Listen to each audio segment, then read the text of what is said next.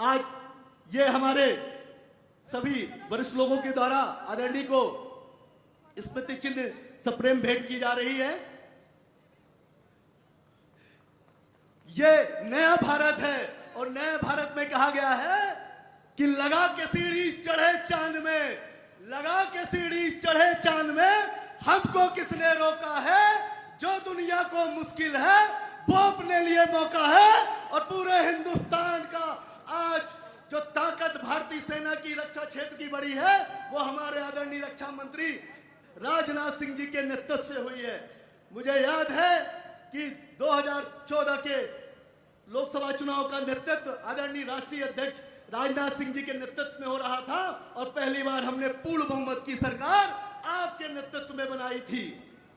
ऐसे आज हमारे बीच परम आदरणीय राजनाथ सिंह जी उपस्थित हैं। ये बहुत हमारे लिए गर्व और बहुत ही खुशी का क्षण है।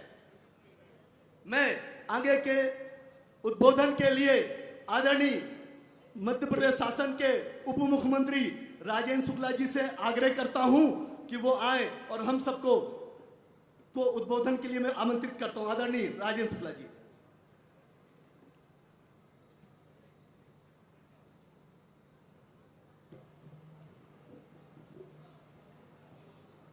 आज हम सबके बीच में मोदी जी के मंत्रिमंडल के सबसे वरिष्ठ मंत्री, भारत के रक्षा मंत्री और राजनीति में शुचिता के प्रतीक के रूप में जो हम सबके श्रद्धा के केंद्र हैं, ऐसे आदरणीय राजनाथ सिंह जी हमारे बीच में उपस्थित हैं।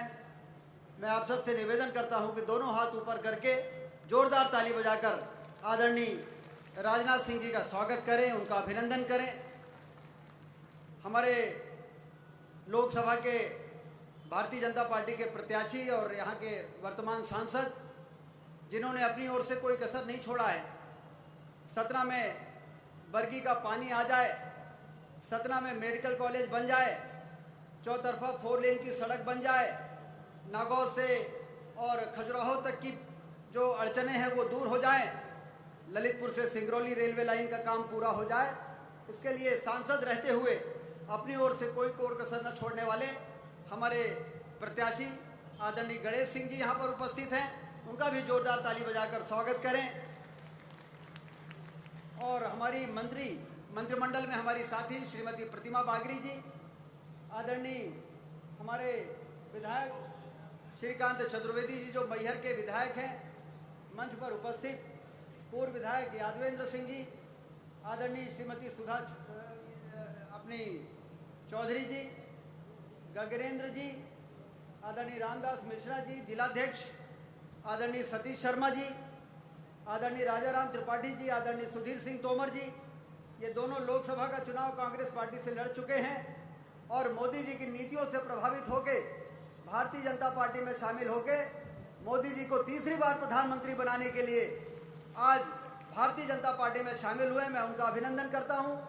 और मंच पर उपस्थित सारा नेतृत्व हमारे सतना का, सभी का नाम लेना संभव नहीं। आदरणीय शंकरलाल तिवारी जी, आदरणीय सुरेंद्र सिंह गहरवार जी हमारे 3 बार के विधायक हैं, 2 बार के जुझारू नेता, और यहाँ पर उपस्थित बड़ी संख्या में माताएं, बहनें और किसान साथियों, नौजवान साथियों, इलेक्ट्रॉनिक प्रिंट मीडिया के हमारे बंधु, मैं आदरणीय राजनाथ सिंह जी का अभिनंदन करता हूं, क्योंकि पिछले 2003 से हम लोग देख रहे हैं, जब भी विधानसभा का चुनाव आता है, जब भी लोकसभा का चुनाव आता है, वो जरूर अपना आशीर्वाद देने के लिए यहाँ पर हमारे बीच में आते हैं और भारतीय जनता पार्टी को एक बड़ी मजबूती प्रदान करके वो जाते हैं। उसी का ये परिणाम है कि पिछले 20 वर्षों में हमारा विंध्य क्षेत्र जो है वो भारतीय जनता पार्टी का गढ़ बन के तैयार हो गया है। आज मोदी जी के नेतृत्व में जिस प्रकार से सरकार चल रही है, लोगों को सुशासन और कुशासन में क्या अंतर होता है ये समझ में आने लगा है। और नहीं तो नेताओं से लोगों का भरोसा उठ गया था, लोकतंत्र से खतरे में पड़ गया था, लोगों को लगता था कि कोई भी जीतेगा, कुछ नहीं होने वाला। लेकिन मोदी जी के चुनाव जीतने के बाद 10 वर्षों से प्रधानमंत्री रहते हुए न सिर्फ गरीबों के कच्चे मकान पक्के मकान में बदल गए, न सिर्फ बीमारी के लिए 5 लाख रुपए के लिए आयुष्मान कार्ड योजना आ गई, बल्कि उलझे हुए मामले भी सुलझ गए। धारा 370 समाप्त हो गई, 35 से समाप्त हो गया, नागरिकता संशोधन कानून लागू हो गया और अयोध्या में भगवान राम का भव्य मंदिर भी बनकर तैयार हो गया। इस प्रकार के काम करने वाली हमारी मोदी जी की सरकार से प्रभावित होके आज भारतीय जनता पार्टी के ही लोग नहीं बल्कि देश की जनता नारा लगा रही है, अब की बार 400 पार और फिर एक बार मोदी सरकार, अब की बार 400 पार और फिर एक बार मोदी सरकार। आज आदरणीय राजनाथ सिंह जी रक्षा मंत्री के रूप में जिस तरह से देश को एक ताकतवर देश के रूप में स्थापित सारी दुनिया में उन्होंने किया है, उनका एक ही शब्द से हमारे सारे विरोधी राष्ट्र के अंदर सिहरन दौड़ जाती है जब वो ये कहते हैं कि हम तुम्हें छेड़ेंगे नहीं, लेकिन तुम यदि हमको छेड़ोगे तो तुम्हें हम छोड़ेंगे भी नहीं। ये बात जो रक्षा मंत्री के रूप में जब दहाड़ आदरणीय राजनाथ सिंह जी लगाते हैं तो ऐसे लोग जो भारत को कमजोर करने का षड्यंत्र करते हैं उनके हौसले पस्त हो जाते हैं।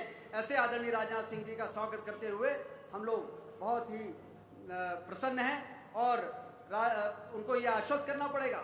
आज वो हमारे बीच में चुनाव के लिए आए हैं, गणेश सिंह जी प्रत्याशी हैं, उनको पिछली बार आप लोगों ने 3.25 लाख वोटों से चुनाव जिताया था। इस बार कितने वोटों से चुनाव जिताने का इरादा है? पिछले बार 3.25 लाख वोट से जिताया था, इस बार और तेज से बोलिए आदरणीय राजनाथ सिंह जी। अभी सुनाई नहीं दिया।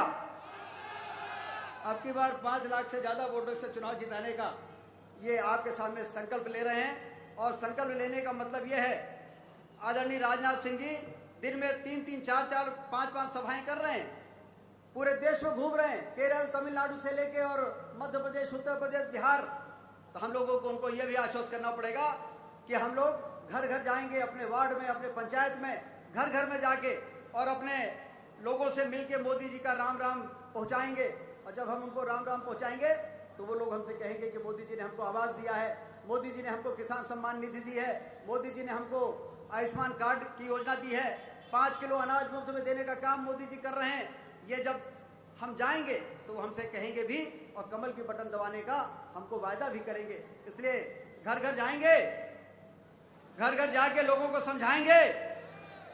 तो इसके लिए दोनों हाथ ऊपर उठाकर संकल्प लेने के लिए आदरणीय राजनाथ सिंह जी को भरोसा हो जाए कि सतना में रिकॉर्ड वोटों से इस बार भारतीय जनता पार्टी जीतने वाली है। दोनों हाथ ऊपर उठाइए और संकल्प लेके बोलिए भारत माता की, भारत माता की। बहुत बहुत धन्यवाद। बहुत बहुत धन्यवाद आदरणीय उप मुख्यमंत्री हमारे मध्य प्रदेश शासन आदरणीय राजेंद्र शुक्ला जी। अब आगे के क्रम के लिए हमारे सतना लोकसभा के लोकप्रिय सांसद और वर्तमान में लोकसभा के प्रत्याशी आदरणीय गणेश सिंह जी हैं, मैं उनसे अनुरोध करूंगा कि वो आए और अपने संबोधन से हम सबको संबोधित करें। भारत माता की, भारत माता की। भगवान राम अयोध्या में आ गए हैं। नागौर से ऐसा जयकारा लगे कि प्रभु की दरबार तक आवाज पहुंच जाए। जय जय श्री राम, जय जय श्री राम, जय जय श्री राम। प्रधानमंत्री नरेंद्र मोदी, प्रधानमंत्री नरेंद्र मोदी, रक्षा मंत्री राजनाथ सिंह, रक्षा मंत्री राजनाथ सिंह, भारतीय जनता पार्टी, भारतीय जनता पार्टी। नागौर के इस पवित्र प्रांगण में आज इस विशाल जनसभा को संबोधित करने के लिए पधारे भारत सरकार के यशस्वी रक्षा मंत्री, जिनकी सिंह गर्जना से दुश्मन देश कांप जाते हैं, जिनके निर्णय से दुश्मन की सेना के हाथों से हथियार गिर जाते हैं, भारत की सीमा को जिन्होंने इतना मजबूती के साथ आज बांध करके रखा है, ऐसे हमारे यशस्वी रक्षा मंत्री, हम सबके नेता परम आदरणीय श्री राजनाथ सिंह जी, हमारे मध्य प्रदेश सरकार के उप मुख्यमंत्री आदरणीय श्री राजेंद्र शुक्ल जी, हमारी राज्य सरकार की मंत्री श्रीमती प्रतिमा बागरी जी, हमारे विधायक आदरणीय सुरेंद्र सिंह गहरवार जी, मैहर के विधायक श्रीकांत चतुर्वेदी जी, हमारे भारतीय जनता पार्टी के जिलाध्यक्ष सतीश शर्मा जी, मैहर के अध्यक्ष कमलेश सुहाने जी, हमारे लोकसभा के संयोजक श्री रामदास मिश्र जी, पूर्व विधायक शंकरलाल तिवारी जी, यादवेन सिंह जी, ऊषा चौधरी जी, पार्टी के वरिष्ठ नेता गगनेन्द्र प्रताप सिंह जी, कांग्रेस छोड़ करके जो भारतीय जनता पार्टी में आए हैं आदरणीय राजाराम त्रिपाठी जी, सुधीर सिंह तोमर जी, अभी अभी पंडित कमलाकर चतुर्वेदी जी ने भारतीय जनता पार्टी ज्वाइन की है, आदरणीय कमलाकर चतुर्वेदी जी, श्री प्रतिमा यातेंद्र सिंह जी, फूल सिंह टेकाम जी, संजय सिंह जी, यहाँ पर उपस्थित अतुल सिंह परिहार जी, सुधीर सिंह तोमर जी, अनिल जायसवाल जी, भार्गवेंद्र सिंह जी, अनुराग सिंह गुड्डा जी, कामाख्या कुमारी सिंह जी, ममता पांडे जी, मनीष प्रताप सिंह जी, राम सहाय गौतम जी, राम बेटा पांडे जी, अरुण सिंह जी, अनिल जायसवाल जी, दीपक अग्रवाल जी, कृष्ण शरण सिंह जी, अनुराग सिंह गुड्डा जी, श्री मुकेश यादव जी, मैयादीन यादव जी, प्रबल श्रीवास्तव जी, ऋषभ सिंह जी कार्यक्रम के संचालक, सरोज गुजर जी, और आज बहुत सारे लोगों ने सदस्यता ली है, उन सबका मैं अभिवादन करता हूं। मंच पर विराजमान सभी आदरणीय नेतागण, सामने यहां पर विराजे इस क्षेत्र के सभी प्रबुद्ध मतदाता भाइयों बहनों बुजुर्गों, सभी हमारे युवा मित्रों, आज इस सतना लोकसभा क्षेत्र में नागौद की पवित्र धरती में मैं देश के रक्षा मंत्री जी का आप सबकी तरफ से हार्दिक स्वागत, वंदन और अभिनंदन करता हूं। एक बार ताली बजा करके उनका अभिनंदन कर दीजिए। सतना लोकसभा का चुनाव 26 अप्रैल को होने जा रहा है। आज चुनाव के समर्थन में हमारे रक्षा मंत्री जी अपना कीमती समय निकाल करके आप सबके बीच में आए हैं। ये हमारे लिए सौभाग्य है कि वो आज यहां पर आकर के आप सबसे चुनाव में समर्थन करने की अपील करेंगे। मित्रों, ये चुनाव भारतीय जनता पार्टी प्रधानमंत्री नरेंद्र मोदी जी के नेतृत्व में लड़ रही है। प्रधानमंत्री जी ने विकसित भारत का संकल्प लिया है। विकसित भारत 4 स्तंभों पर टिका हुआ है। पहला है गरीब, दूसरा है इस देश का युवा, तीसरा है हमारे देश का किसान, चौथी हमारे देश की नारी शक्ति। 2014 से प्रधानमंत्री नरेंद्र मोदी जी ने इन चारों स्तंभों को मजबूत करने के लिए देश से गरीबी खत्म हो, बेरोजगारों को नौकरी मिले, आत्मनिर्भर भारत बने, किसानों की आमदनी बढ़े, इसलिए उनके लिए अनेकों योजनाएं, नारी शक्ति देश के नवनिर्माण में अपनी महत्वपूर्ण भूमिका निभाए, उनके लिए अनेकों कानून विधानमंडल में, लोकसभा में भी उनको आरक्षण मिले, नया कानून बनाने का काम हुआ है। इन्हीं के आगे काम करते हुए विकसित भारत बनेगा। सबका साथ, सबका विकास हुआ है। अब लोगों का विश्वास भी जुड़ा है। अब इस बार सबके प्रयासों से विकसित भारत बनाने के लिए ये चुनाव हो रहा है। कठिन से कठिन काम किया है हमारे प्रधानमंत्री जी ने। भगवान राम का अयोध्या में मंदिर नहीं बन सकता था अगर प्रधानमंत्री नरेंद्र मोदी जी नहीं बनते। आज भव्य और दिव्य मंदिर बन गया। जम्मू कश्मीर से धारा 370 हट गई, सीएए का कानून बन गया, 3 तलाक गैर कानूनी हो गया, गरीबों के पक्के घर बन गए। आज करोड़ों घरों में आज दोनों वक्त का भोजन, 80 करोड़ लोगों को मुफ्त में अनाज, घर घर रसोई गैस, घर घर में आयुष्मान की दवाई का कार्ड, घर घर में शौचालय, किसान सम्मान निधि, लाडली बहना योजना में पैसा। आज करोड़ों लोगों को हमारी सरकार ने प्रधानमंत्री नरेंद्र मोदी जी के नेतृत्व में लोगों को आगे बढ़ने के लिए मदद पहुंचाई है। आज तो गांव से आवाज आ रही है, 60 वर्ष कांग्रेस सत्ता में थी, एक भी उदाहरण, एक भी उपलब्धि किसी गांव में नहीं है। लेकिन मोदी जी के 10 साल गांव में सैकड़ों लोग खड़े होकर के बोलते हैं, हमें मोदी जी ने ये सहायता पहुंचाई है, हमें मोदी जी ने ये दिया है। जिनको नहीं मिला उनको मोदी जी की गारंटी भी पहुंच गई है। एक अनुकूल वातावरण में चुनाव हो रहा है। मैं पूरे दावे के साथ कह सकता हूं, ऐसा अनुकूल वातावरण पहले कभी नहीं था। 17 बार लोकसभा के चुनाव हुए, 18वीं लोकसभा का चुनाव है। इस चुनाव में चारों तरफ एक ही चर्चा है, अब की बार 400 पार। फिर एक बार मोदी सरकार, जो राम को लाए हैं हम उनको लाएंगे, जो राम का नहीं वो किसी काम का नहीं। ये नारे आज जनता के बीच में से गूंज रहे हैं। मैं माननीय रक्षा मंत्री जी को विश्वास दिलाता हूं, आप यहां पर पधारे हैं, आपका आशीर्वाद मुझे मिला है, जनता का आशीर्वाद मैं मांग रहा हूं। निश्चित तौर पर मुझे यहाँ के मतदाता अपना भरपूर आशीर्वाद देंगे। आज मंच में कांग्रेस पार्टी छोड़कर, बहुजन समाज पार्टी छोड़कर, समाजवादी पार्टी को छोड़कर बड़ी संख्या में नेता और कार्यकर्ता आए हुए हैं। मैं उनका सबका स्वागत करता हूं।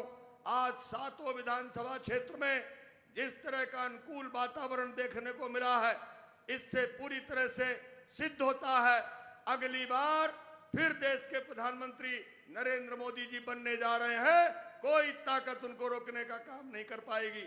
मैं पुनः आप सबकी तरफ से एक बार माननीय रक्षा मंत्री जी का फिर स्वागत करता हूं, अभिनंदन करता हूं। बहुत बहुत धन्यवाद। बहुत बहुत धन्यवाद आदरणीय सांसद जी। निश्चित तौर पे आपकी लोकप्रियता एक एक बूथ और बूथ के अंदर रहने वाले आम जनमानस के बीच में है। अब हम जिस पल के इंतजार में थे बेसब्री से, आज हम सबके बीच में देश के हमारे यशस्वी रक्षा मंत्री जी आज परम आदरणीय राजनाथ सिंह जी उपस्थित है।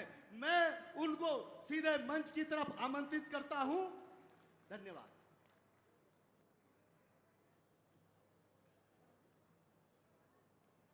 हमारे आप लोग ठीक ठाक है ना? गर्मी लग रही है? नहीं लग रही है? क्या बात है। हमारे महाराष्ट्र, ये मध्य प्रदेश के उप मुख्यमंत्री श्रीमान राजेंद्र जी शुक्ल, राज्य मंत्री श्रीमती प्रतिमा बागरी जी और आप सबके प्रत्याशी, आप सबके सांसद श्री गणेश सिंह जी, श्री श्रीकांत चतुर्वेदी जी विधायक मैहर, श्री सतीश शर्मा जी भाजपा जिलाध्यक्ष, श्री कमलेश सुहानी, श्री सुरेंद्र सिंह घरवार विधायक, श्री शंकर लाल तिवारी, श्री यादवेंद्र सिंह, उषा चौधरी, सुस्मिता सिंह परिहार, शशांक श्रीवास्तव, गगनंद प्रताप सिंह जी, राजा राम जी त्रिपाठी, कामाक्षा कुमारी सिंह, सुधीर सिंह तोमर और पुष्पराज बागरी और इस सभा में मौजूद मेरे सभी सम्मानित बहनों एवं भाइयों,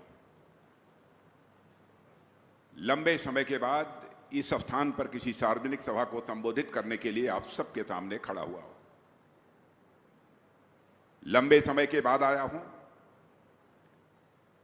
फिर भी आप लोगों ने तालियां बजाकर, फूलों की हार पहनाकर हम लोगों का स्वागत किया है। भारत की परंपरा है और शिष्टाचार का तकाजा भी है। स्वागत, अभिनंदन और सलाम दुआ कभी एक तरफा नहीं होना चाहिए। इसलिए मैं भी अपनी तरफ से शीश झुकाकर आप सभी बहनों भाइयों का हार्दिक अभिनंदन करता हूं, आप सभी का स्वागत करता हूं। मेरे बहनों भाइयों, यदि आज आपके बीच में आया हूं, केवल एक काम के लिए आया हूं, गणेश सिंह को भारी मतों से विजय दिलाने की आप सबसे अपील करने के लिए आया हूं। आप यह कह सकते हैं, क्या गणेश सिंह जी के बिना संसद नहीं चलेगी? बहनों भाइयों, संसद तो किसी भी तरीके से चल सकती है, लेकिन मैं लोकसभा का डिप्टी लीडर होने के नाते, उसके लीडर हैं हमारे आदरणीय प्रधानमंत्री जी और डिप्टी लीडर मैं हूं। संसद में यदि किसी प्रकार का अवरोध पैदा होता है तो आपके ही सांसद गणेश सिंह हम लोगों के सहयोगी बनकर बहुत ही प्रभावी भूमिका का निर्वाह करते हैं। इसीलिए मैं गणेश सिंह जी के लिए आप सबसे वोट मांगने आया हूं। कई अन्य राजनीतिक पार्टियां इस समय चुनाव के मैदान में हैं। सारी राजनीतिक पार्टियों से आप अच्छी तरह परिचित हैं। इन राजनीतिक पार्टियों को लंबे समय तक इस हिंदुस्तान में सरकार चलाते हुए किसी न किसी रूप में आपने देखा है। केंद्र में भी देखा है और राज्य में भी आपने देखा है। बहनों भाइयों, अपनी भारतीय जनता पार्टी के बारे में मैं कह सकता हूं, भारतीय जनता पार्टी 24 कैरेट की सोना है। बहनों भाइयों, 24 कैरेट की सोना। आप यह कहेंगे कि आप 24 कैरेट का सोना भारतीय जनता पार्टी को क्यों कह रहे हैं? क्या आप यहां सारे लोग दूध के धोए हुए हैं? मैं यह दावा नहीं करना चाहता कि भारतीय जनता पार्टी में सारे लोग दूध के धोए हुए हैं, लेकिन इतनी बात मैं दावे के साथ कह सकता हूं, भारतीय जनता पार्टी से हिंदुस्तान की एक ऐसी राजनीतिक पार्टी है, जब भी चुनाव आता है अपने घोषणा पत्रों में जो भी वादे करती है, वह भारतीय जनता पार्टी अक्षरशः अपने वादों को पूरा करती है। बहनों भाइयों, जो हम कहते हैं वह हम करते हैं। हमारी कथनी और करनी में कभी अंतर नहीं रहा है। इसीलिए मैं कहता हूं कि भारतीय जनता पार्टी यह 24 कैरेट की सोना के समान है। मैं यह दावा नहीं करना चाहता कि भारतीय जनता पार्टी में कोई झूठ बोलता ही नहीं है।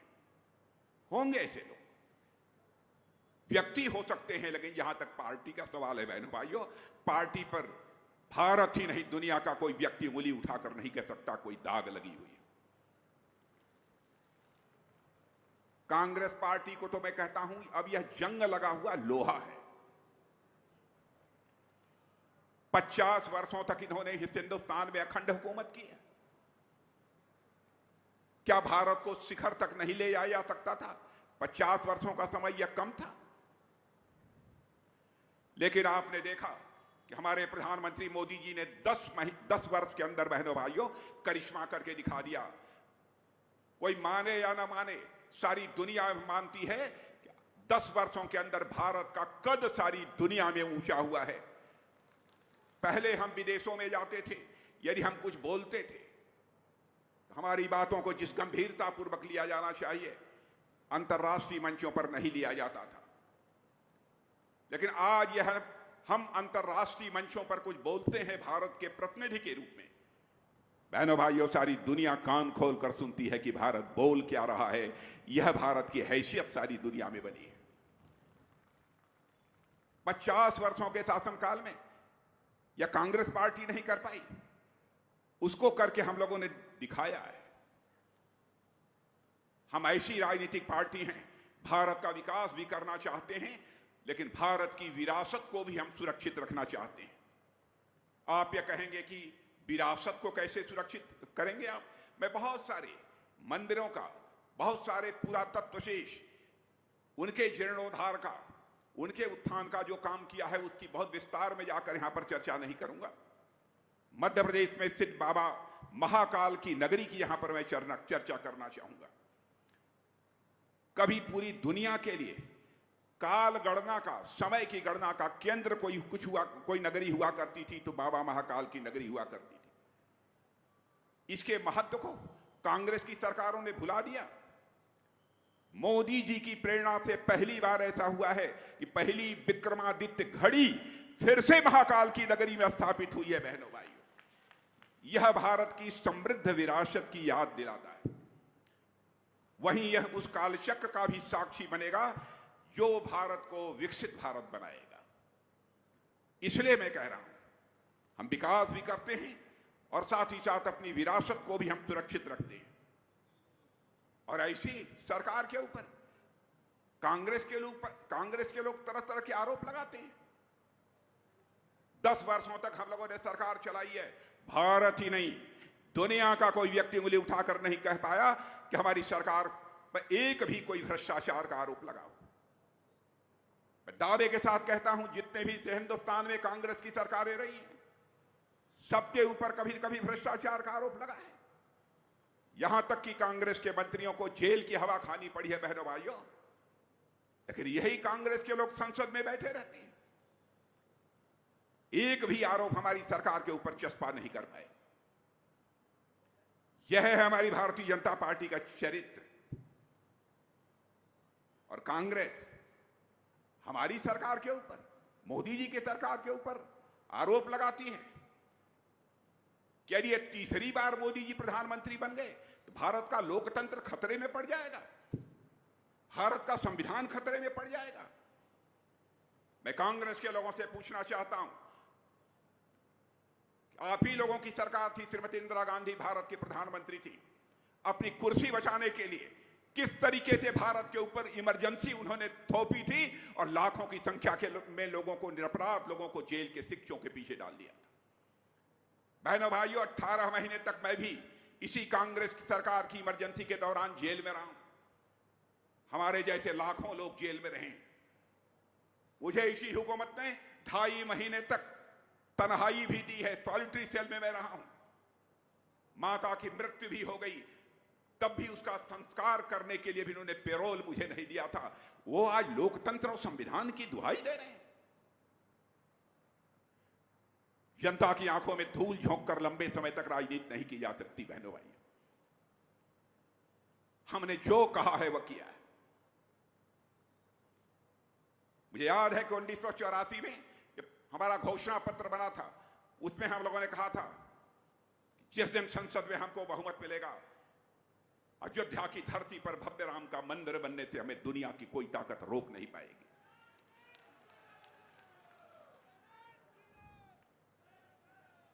आपने संसद में बहुमत दिया, ईश्वर की कृपा थी, भगवान राम की कृपा थी कि अयोध्या की धरती पर उसी भगवान राम का भव्य मंदिर बन गया। और आज मैं मध्य प्रदेश की जनता को इस विशाल सभा के माध्यम से संदेश देकर जाना चाहता हूं, भगवान राम अपनी झोपड़ी से, अपनी कुटिया से निकलकर राजमहल में प्रवेश कर चुके हैं। भारत में राम राज्य का आगाज होकर रहेगा। बहनों भाइयों, मैं दावे के साथ कहता हूं, भारत में राम राज्य का आगाज होकर ही रहेगा, कोई रोक नहीं सकता है। फिर भी कांग्रेस के लोग हम लोगों पर आरोप लगाते हैं। हम लोगों ने कहा था धारा 370 समाप्त करेंगे, चुटकी बजाकर समाप्त कर दिया।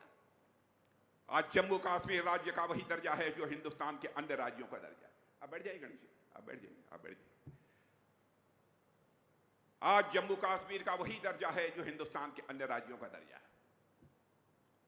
और बहनों भाइयों, आज जम्मू कश्मीर जिस तरीके से विकास के रास्ते पर तेजी से आगे बढ़ रहा है, मैं दावे के साथ कहता हूं, मुझे लगता है, मैं कोई ज्योतिषी नहीं हूं, मुझे लगता है कि पाक अधिकृत कश्मीर में रहने वाले लोगों को भी अब लगता है पाकिस्तान हमारा विकास नहीं कर सकता है। विकास यदि कोई कर सकता है तो भारत ही कर सकता है, प्रधानमंत्री मोदी ही कर सकते हैं। और शायद पाक अधिकृत कश्मीर के रहने वाले लोग भी ये कहेंगे, हम अब भारत वाले कश्मीर के साथ जाना चाहते हैं, यानी भारत के साथ जाना चाहते हैं। वैसे पाक अधिकृत कश्मीर का जहां तक प्रश्न है, हम तो वो हमारा था हिस्सा, आज है, और कल भी पाक अधिकृत कश्मीर हमारा रहेगा। मेरे बहनों भाइयों, अब यह मानकर चलते हैं क्या क्या हमारी सरकार ने किया है। बहुत विस्तार में जाकर सारी चीजों की मैं चर्चा करूंगा तो एक लंबा समय लगेगा। लेकिन सबसे बड़ी बात जिसकी आपको चिंता सताती है भ्रष्टाचार की। भ्रष्टाचार ने हिंदुस्तान को खोखला कर दिया। मैं याद दिलाना चाहता हूं, राजीव गांधी जी भारत के प्रधानमंत्री थे। एक बार उन्होंने चिंता व्यक्त करते हुए कहा था, क्या करूं, ऊपर से मैं 100 पैसा भेजता हूं, 86 पैसा भ्रष्टाचार की भेंट चढ़ पाता है और बामुश्किल 14 पैसा लोगों की जेब में पहुंच पाता है। इस चुनौती को किसी ने स्वीकार नहीं किया। पहली बार इस चुनौती को किसी ने स्वीकार किया तो भारत माता के सपूत हमारे प्रधानमंत्री नरेंद्र जी मोदी ने स्वीकार किया। और मुझे याद है, मैं भारत का गृह मंत्री था, प्रधानमंत्री जी बैठे थे, बगल में मैं भी बैठा था, अधिकारियों की एक बैठक चल रही थी। प्रधानमंत्री जी ने अधिकारियों को एक निर्देश दे रहे थे कि भाई इस हिंदुस्तान में रहने वाले सारे लोगों का बैंक में खाता खुल जाना चाहिए, जीरो बैलेंस अकाउंट खुल जाना चाहिए, 1 पैसा ना हो तब भी उनका खाता खुल जाना चाहिए। तो बहनों भाइयों, मैं तो अचंभित था। मैंने कान में पूछा कि मोदी जी खाता इतने सारे लोगों का खोल कर क्या होगा? उन्होंने कहा कि राजनाथ जी मैं बाद में बताऊंगा। बहनों भाइयों, उसका करिश्मा मुझे बाद में देखने को मिला। जनधन आधार और मोबाइल की एक ऐसी त्रिमूर्ति उन्होंने तैयार कर दी। जिस बात को लेकर राजीव गांधी ने चिंता व्यक्त की थी, उस चिंता ही समाप्त हो गई। आज दिल्ली के बैंक से 100 पैसा चलता है तो 100 का 100 पैसा आपके जेब में पहुंचता है। मेरे बहने भाइयों, 1 पैसा भी भ्रष्टाचार की भेंट नहीं चढ़ने पाता है। भ्रष्टाचार भाषण देकर नहीं समाप्त किया जा सकता। भ्रष्टाचार को यदि समाप्त करना है तो सिस्टम में बदलाव लाना पड़ेगा, व्यवस्था में बदलाव लाना पड़ेगा, तभी जाकर भ्रष्टाचार को समाप्त किया जा सकता है। और मैं यह भी कहना चाहता हूं, भय, भूख और भ्रष्टाचार से हम मुक्ति दिलाएंगे, यह कांग्रेस का नारा हुआ करता था। लेकिन वह अपने नारे पर अमल नहीं कर पाए, पूरा नहीं कर पाए। उसको यदि कोई पूरा कर रहा है तो हम लोग पूरा कर रहे हैं। बहनों भाई, मैं दावे के साथ कहता हूं, मध्य प्रदेश में भी ऐसी भी घटनाएं हमको सुनने को मिलती थी, छत्तीसगढ़ में, झारखंड में भूख के कारण बहुत सारे लोग दम तोड़ देते थे। लेकिन आज यह कोई नहीं कह सकता किसी परिवार में अन्न न मिलने के कारण, भोजन न मिलने के कारण किसी की मृत्यु हो गई। किसने यह करिश्मा किया है भारत में? 5-5 किलो मुफ्त राशन मुहैया कराना। और मैं आज आपको बतलाना चाहता हूं, यह राशन नहीं होगा, यह राशन आपको 5 वर्ष आगे तक भी मिलता रहेगा, आपको भरोसा दिलाता हूं। और ईमानदारी से बताइएगा, एक परिवार में मुझे मालूम है कि बहुत सारे ऐसी जगह हैं जहां 4-4, 5-5 लोग 5-5 किलो ले लेते हैं, खाते हैं, और जो बचता है फिर दुकान पर भी चला जाता है। यह भारत में कोई शिकायत नहीं कर सकता कि भूख के कारण किसी की मृत्यु हुई है। भ्रष्टाचार के बारे में मैं यह दावा नहीं करना चाहता कि भ्रष्टाचार समूल हमने समाप्त कर दिया, क्योंकि हम आपकी आंखों में झूठ बोलकर हम आपका समर्थन नहीं हासिल करेंगे। जब भी आपका समर्थन हासिल करना होगा तो आपकी आंखों में आंख डालकर आपका समर्थन हासिल करेंगे मेरे बहनों भाई। लेकिन काफी हद तक भ्रष्टाचार को रोकने में हम लोगों ने कामयाबी हासिल की। गरीब की कैसे चिंता की जाती है, मैं उदाहरण बहुत सारे हैं। जन औषधि केंद्र, आप जानते हैं आजकल दवाइयां कितनी महंगी हो गई हैं, लेकिन प्रधानमंत्री ने गरीबों की चिंता करते हुए, उनके स्वास्थ्य की चिंता करते हुए यह कहा कि सारे हिंदुस्तान में जन औषधि केंद्र खोले जाएंगे। जन औषधि केंद्र पर चले जाइए, आपको वैसे आम दुकान पर जितनी में 100 पैसे में दवा मिलेगी, तो मैं दावे के साथ कहता हूं जन औषधि केंद्र पर वह 75 और 80 पैसे में आपकी दवा मिल जाएगी। और गरीबों में यह भी मैंने देखा, किसी का आइडिया वो कोरोनरी ब्लॉक हो गई, मैंने हार्ट की नस, क्या कहते हैं उसको, कोरोनरी को हिंदी में क्या कहेंगे, जो हार्ट की नस जो हो जाती है, नली, हार्ट, उसके कहा हार्ट अटैक हो जाता है, लोग ब्लॉक हो जाती है, ब्लड की सप्लाई ठीक तरीके से नहीं होती है। तो आप जानते हैं जिनके पास पैसा होता था वही अपने हार्ट का इलाज करा पाते थे, गरीब नहीं करा पाता था। और लगभग 75,000 से लेकर 1 लाख रुपए में वह स्टंट मिलता था जो कि इसमें डाला जाता था। बहनों भाइयों, हमारे प्रधानमंत्री ने उस स्टंट की कीमत करके केवल 7,500 रुपया कर दिया है। बहनों भाइयों, किस सीमा तक उन्होंने चिंता की है। लेकिन सरकार चाहेगी जैसे हो हमारी बननी चाहिए, यह कांग्रेस के लोगों की चिंता रहती है। हिंदू मुसलमान इस नाम पर देश को बांटकर बराबर उन्होंने सरकार चलाई है। हम बहनों भाइयों जाति, पंथ और मजहब के आधार पर राजनीति करने वाले लोग नहीं हैं। हम इंसाफ और इंसानियत के आधार पर राजनीति करने वाले लोग। कांग्रेस के लोग कहते हैं तो आप 3 तलाक की प्रथा आपने क्यों समाप्त कर दी? यह तो मुस्लिम समाज का मामला था। कांग्रेस के दोस्तों को शायद यह मालूम नहीं है, कोई मां हो, कोई बहन हो, कोई बेटी हो, चाहे हिंदू हो, मुसलमान हो, ईसाई हो, पारसी हो, यहूदी हो, बहनों भाइयों, हम जैसे लोगों के लिए हमारी मां है, बहन है, बेटी है। कोई किसी से शादी करके और शादी के बाद 3 बार तलाक तलाक तलाक बोलकर उसकी छुट्टी कर दे, अन्य राजनीतिक पार्टियां उसे माफ कर दें। लेकिन बहनों भाइयों, सरकार बने या न बने, भारतीय जनता पार्टी नारी शक्ति का अपमान किसी भी सूरत में बर्दाश्त नहीं कर सकती।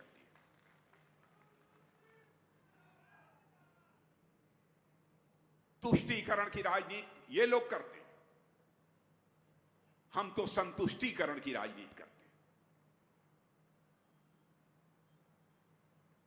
चाहे जैसे भी हमको वोट मिलना चाहिए, भले ही यह समाज जाति, पंथ और मजहब में बच जाए। क्या क्या नहीं किया है इन लोगों ने, देश को बर्बाद किया है। और आज ही मैं इलाहाबाद में जब दिल्ली से चलकर जब मैं लैंड किया हूं, तो मैंने देखा, मैं गया था वहां के रिटायरिंग रूम में थोड़ी देर के लिए, तो वहां पर अखबार रखे थे, अखबार में देख रहा था। बहनों भाइयों, ध्यान से सुनिए, दुनिया का सबसे ताकतवर देश अमेरिका माना जाता है। अमेरिका के एम्बेसडर ने एक किसी फोरम पर, किसी मंच पर बोलते हुए कहा है, देशवासियों को कहा है, ऐ देशवासियों, देश माने दुनिया के दूसरे देशों में रहने वाले लोगों को भी कहा है, अगर आपको भविष्य देखना चाहते हैं, अगर आप भविष्य देखना चाहते हैं तो भारत में आइए। अगर आप भविष्य को महसूस करना चाहते हैं तो भारत में आइए। अगर भविष्य पर काम करना चाहते हैं तब भी दुनिया वालों भारत में आइए। यह मैं नहीं कह रहा हूं, यह अमेरिका के एम्बेसडर मिस्टर एरिक गारसेटी ने कहा, और यह कल ही कहा है। माने अमेरिका जैसे ताकतवर देश की धारणा भारत के बारे में यह बदल गई है। और शायद आपको मालूम है या नहीं, मैं नहीं जानता, बहनों भाइयों, भारत कहा जाता था गरीबों का देश है। मैं आपको बताना चाहता हूं, मैं नहीं कह रहा हूं, नीति आयोग ने कहा है।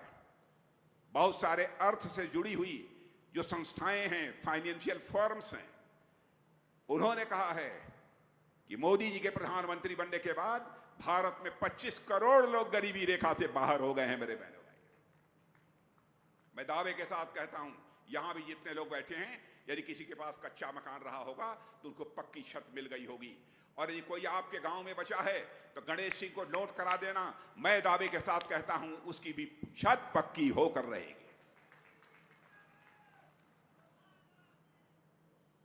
मैं मध्य प्रदेश की माताओं बहनों को देखा है, मैंने राजस्थान की माताओं बहनों को देखा है, घड़े पर घड़ा पानी का भरकर, 5-5, 6-6 घड़े भरकर दूर से गर्मी के दिनों में पानी लेकर पीने के लिए, स्नान करने के लिए, खाना बनाने के लिए घरों में लेकर आती थी।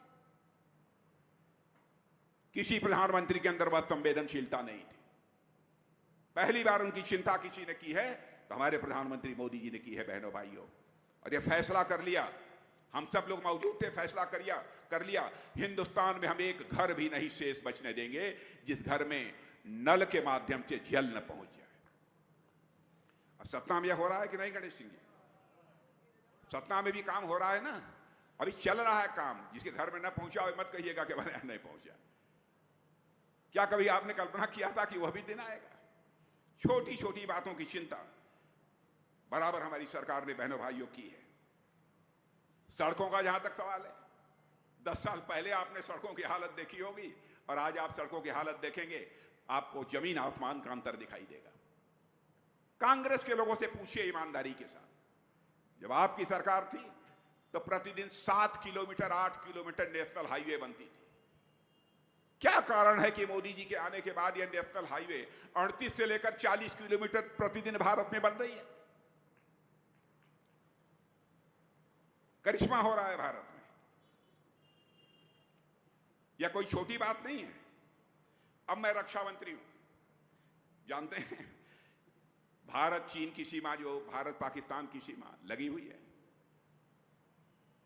कांग्रेस के जो रक्षा मंत्री हुआ करते थे वह कहते थे चीन की सीमा पर न सड़क बनाओ, न कोई बुनियादी ढांचा का विकास मत करो, इंफ्रास्ट्रक्चर डेवलप मत करो,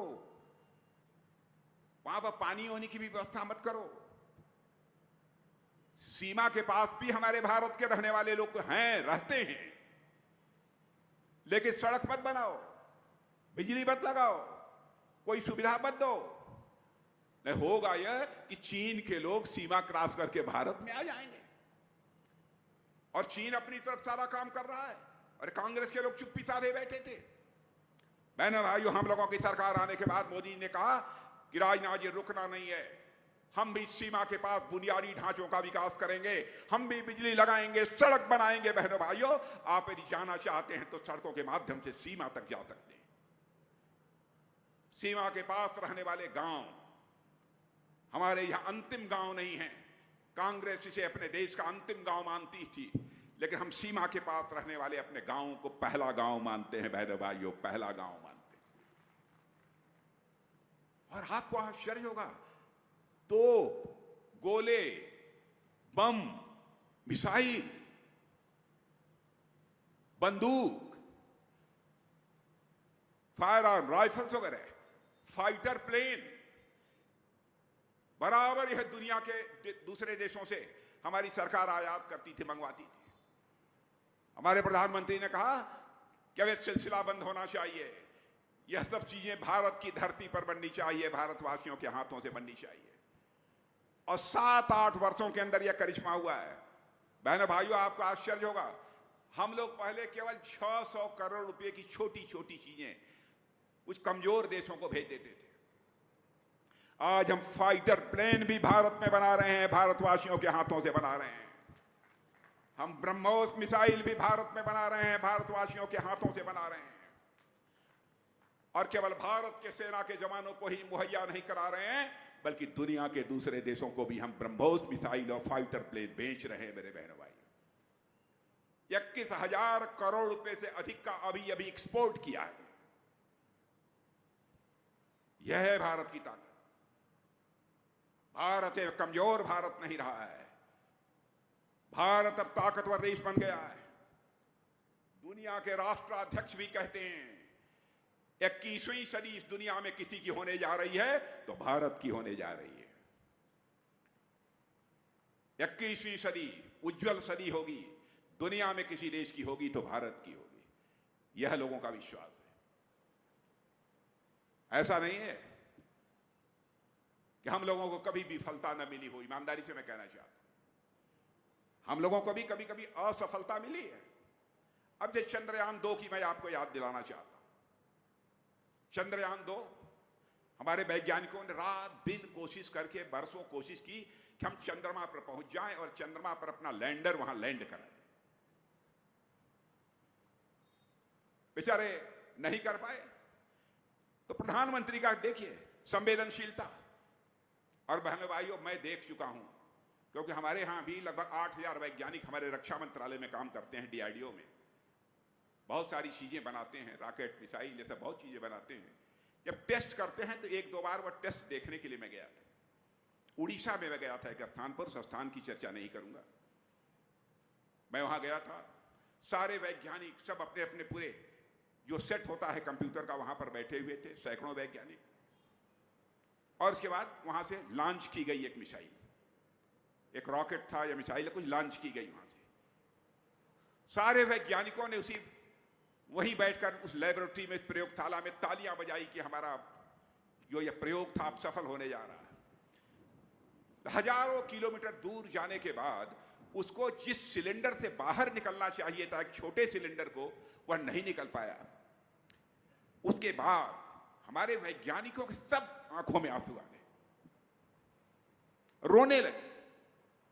मुझे 2 घंटे रुककर अपने वैज्ञानिकों को ढाढ़स बंधाना पड़ा कि आप चिंता मत करो, आपके कौशल पर, आपके ज्ञान पर, आपकी मेधा पर, आपकी वैज्ञानिकता पर हमको पूरा भरोसा है। वैसे ही जब चंद्रयान 2 नहीं पहुंच पाया चंद्रमा पर, जब वैज्ञानिक हताश निराश हो गए, उनके आंखों में आंसू आ गए, तब उनको ढाढ़स बढ़ाने के लिए हमारे प्रधानमंत्री सारा काम छोड़कर सुबह हुई होते हुए उन वैज्ञानिकों के पास पहुंच गए और गले से लगाकर वैज्ञानिकों को ढाढ़स बनाया। और उसके बाद उन्हीं वैज्ञानिकों ने चंद्रयान 3 तैयार किया और चंद्रयान 3 को चंद्रमा के दक्षिणी ध्रुव पर लैंड करा दिया। विश्व में पहला देश यह भारत बन गया जो कि चंद्रमा के दक्षिणी ध्रुव पर अपना लैंडर लैंड कराने में उसने कामयाबी हासिल कर ली। बहनों भाइयों, ऐसी बहुत सारी चीजें हैं। अब जैसे भारत के कद के बारे में आप देखिए, एक बार ऐसा हुआ, आप जानते हैं, रूस और यूक्रेन, इन दोनों के बीच लड़ाई चल रही है लगभग 2 वर्षों से। मालूम है कि नहीं लोगों को? रूस और यूक्रेन के बीच लड़ाई चल रही है। मालूम है? कितने लोगों को मालूम है? जरा हाथ उठा। अरे वाह, मध्य प्रदेश में बड़े जागरूक लोग हैं भाई। 2 साल से लड़ाई चल रही है। लड़ाई शुरू हुई थी, बराबर रूस की तरफ से भी तोप, गोले, मिसाइल चल रही थी, यूक्रेन भी इधर से मार रहा था। हमारे भारत के लगभग 25-26 हजार बच्चे वहां पर, कोई MBBS की पढ़ाई कर रहा था, कोई इंजीनियरिंग की, कोई मैनेजमेंट की। तो उनके माता पिता बहुत चिंतित हुए कि भाई मिसाइल कहीं पर भी गिर रही है, कहीं ऐसा ना हो कि हमारे बच्चे की जिंदगी खतरे में पड़ जाए। तो उन लोगों ने हमारे प्रधानमंत्री से मांग करना शुरू किया कि प्रधानमंत्री जी, चाहे जैसे भी हो, हमारे बच्चों को आप यूक्रेन से निकालकर भारत ले आइए। बहनों भाइयों, दुनिया का कोई देश यह काम नहीं कर पाया।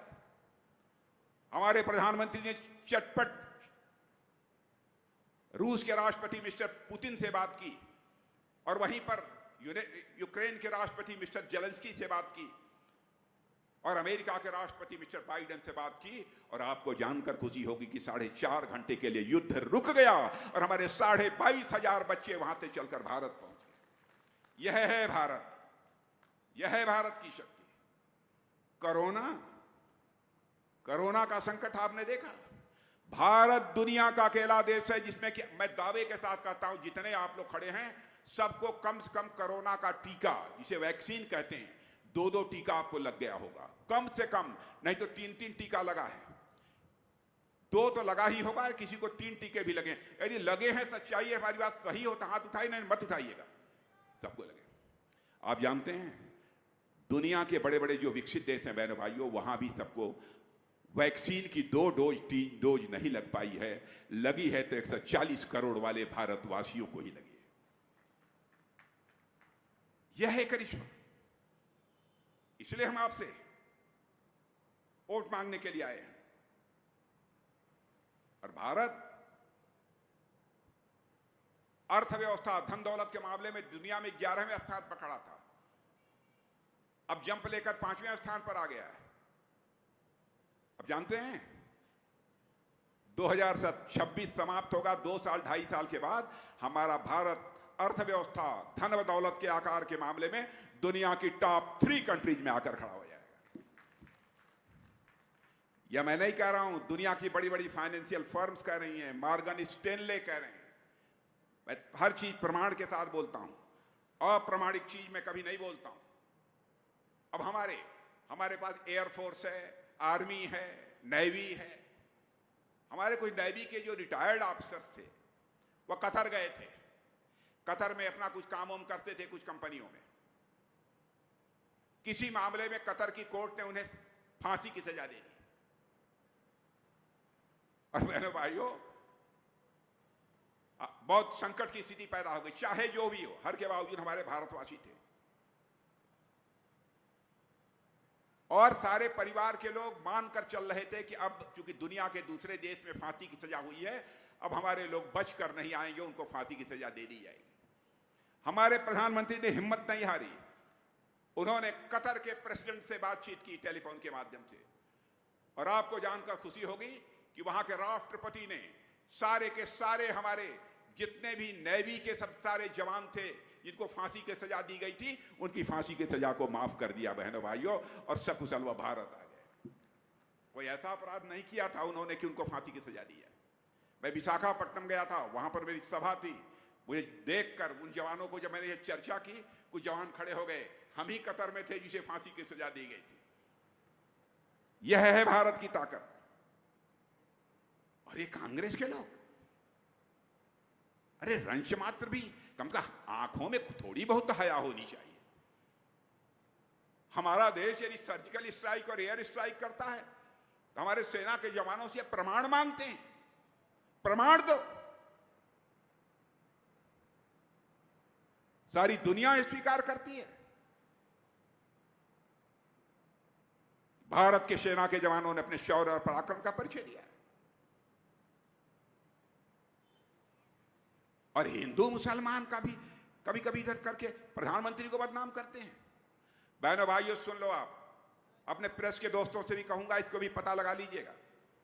अरब के 5 देशों में उनके यहां का जो सबसे बड़ा सम्मान होता है वो दुनिया में शायद ही किसी को मिला होगा। पहली बार किसी को दिया है उन मुस्लिम देशों ने, अरब के 5 मुस्लिम देशों ने अपने यहां का सबसे बड़ा सम्मान किसी को दिया है तो हमारे प्रधानमंत्री मोदी जी को दिया है। बहनों भाइयों, देश तेजी से आगे बढ़ रहा है। फिर से मैं दोहराना चाहूंगा, 21वीं सदी भारत की होने जा रही है। भारत विश्व गुरु बनेगा। आप सबका समर्थन चाहिए। किसी को यदि थोड़ी बहुत किसी बात को लेकर नाराजगी हो तो मैं ये कहूंगा कि प्रश्न देश का है, व्यक्ति का प्रश्न नहीं है। प्रश्न देश का है। आप वोट किसी व्यक्ति के लिए नहीं कर रहे हैं, आप वोट कर रहे हैं तो भारत माता का मस्तक सारी दुनिया में ऊंचा करने के लिए आप वोट कर रहे हैं। और मुझे पूरा विश्वास है कि आप सबका पूरा समर्थन प्राप्त होगा। इसी आशा विश्वास के साथ पुनः एक बार शीश झुकाकर आप सभी का अभिनंदन करते हुए अपना निवेदन समाप्त करता हूं।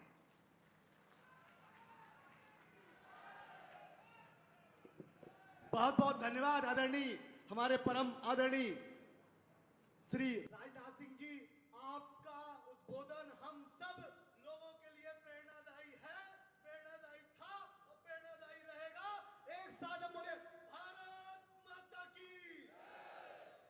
आज भारतीय जनता पार्टी के परिवार में आदरणीय श्री कमलाकर चतुर्वेदी जी, पूर्व जिला सहकारी बैंक अध्यक्ष, वो आदरणीय भाई साहब से भाजपा की सदस्यता ले रहे हैं, भाजपा परिवार में सम्मिलित हो रहे हैं। हमारी श्रीमती ओम माला सिंह जी, पूर्व जनपद अध्यक्ष मैहर, वो भी आज भारतीय जनता पार्टी के परिवार में सम्मिलित हो रही हैं। देवेंद्र सिंह जी, समाजवादी पार्टी के जिले के अध्यक्ष, वो भी आज भारतीय जनता पार्टी के परिवार में सम्मिलित हो रहे हैं।